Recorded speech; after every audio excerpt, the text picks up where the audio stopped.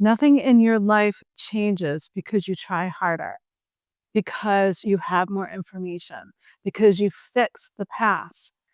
Reality only ever changes when you decide who you are.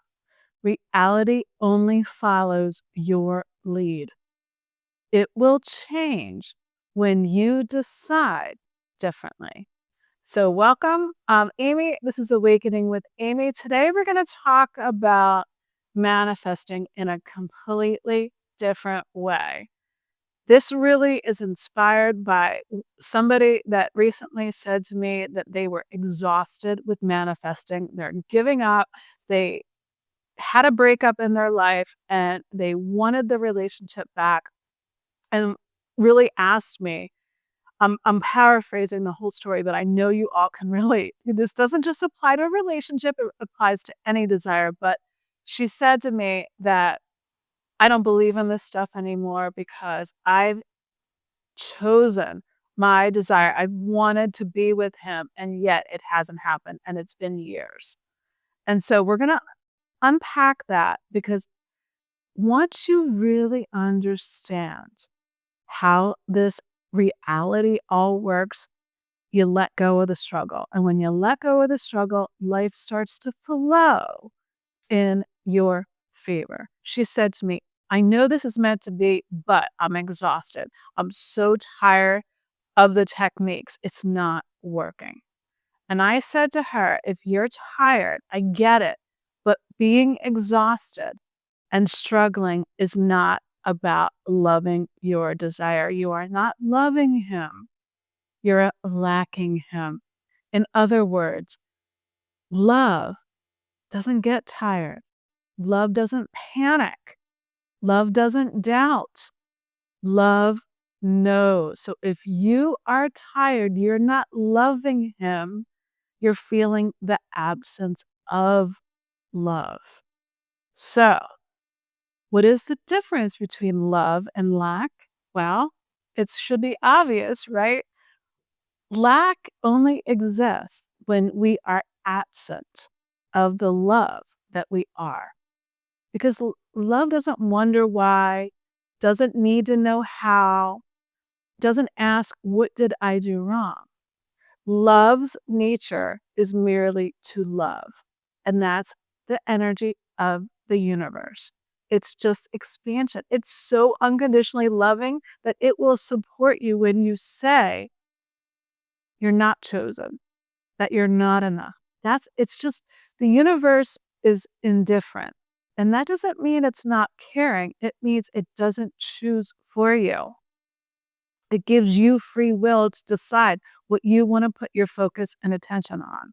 So, what you call love often is attachment. It's the need for validation, that constant need to be affirmed, right? That is not love. That's fear of losing what you think you love. And look, we all have that at our core. We have that fear of loss. It's a human condition. We're here to transcend that idea, to understand you can never lose anything. I know on the appearances, it seems like we lose things, we lose relationships, we lose loved ones, we lose our animals, we lose this, but we're not. We're only seeing more of who we are. So when we're testing and pushing and monitoring, that is saying, that's an identity of saying, I'm not secure. And that's why things elude you. That's why you unknowingly push relationships away or or push the things that you want away. You build like this invisible wall around you. Love is the connector. Fear separates. Okay? So you get who you're being, whether you're conscious of it or not. You don't get what you desire just because you say, I desire to be in this relationship. No, you get what you believe fully within, what you're convinced of. Everyone in your life, every situation, everyone reflects either two core assumptions. I am or I am not yet. That's it. Life, your life reflects what you give a great deal of attention to. So the question never is how or when, it's who am I being and what am I focusing my attention on? Remember, the universe, that energy is only ever now. It doesn't take score. It doesn't grade you. It doesn't hold grievances. No, it just loves you. It's your higher self is asking you to love your desire, to trust in it, because there's more for you to discover. It's not asking you to make anything happen. It's saying, I am the way, not I am not. Reality is not responding to your desire, but who you are being. So, what are you resonating with? Because whatever you're resonating with is how people show up in your life. Otherwise, they couldn't show up. And it's not about belief, it's about understanding energy, vibration, and resonance. That if they're showing up in a certain way in your life, it's because somewhere inside of you, that story with them, you're resonating with that and you're matching up with how that person is treating you. So wanting from need versus from that heart knowing makes all the difference. It's a difference between saying, I love this person or I love my desire and I need proof. Remember, Neville Goddard said, signs follow, they do not precede. They follow you. They follow who you say you are. Not what you say you want. They follow who you're being. Dare to assume, Neville says, that you are what you want to be, and you will compel everyone to play their part. Not you, the ego you. When he says compel, he means when you're convinced that you're chosen, that you're loved, that you're adored, that the universe loves you so much that you can have and be whatever you want, it will compel others. It's like you become a magnet to the loving parts of them. Do you see what I'm trying to say? So your desires are not testing you. They're not challenging you.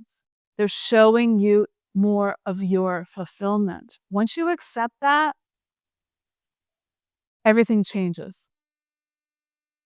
Because Florence Scovel Shinn said, when you are unmoved by appearances, the appearances moved because that energy is magnetic. When you stop being affected by the way things look and understand they're always changing as you look, really get that. But they're changing into what was because you're so focused on the past, you're clinging to the fear of loss instead of embracing the love of what you want. 3D does not change at all out there until you decide you are different. That's it. That's the secret. So that shift, when you shift with them, it reverses and reorganizes everything around you. And when you know you've shifted is when you're no longer looking for proof from the outer world. You just know, you just trust everything's unfolding perfectly. You're undisturbed. Be undisturbed by those contrary thoughts and feelings. Be undisturbed by the appearances, and they fall away from their own weight because fear is heavy, doubt is heavy, and love is expansive. It's light.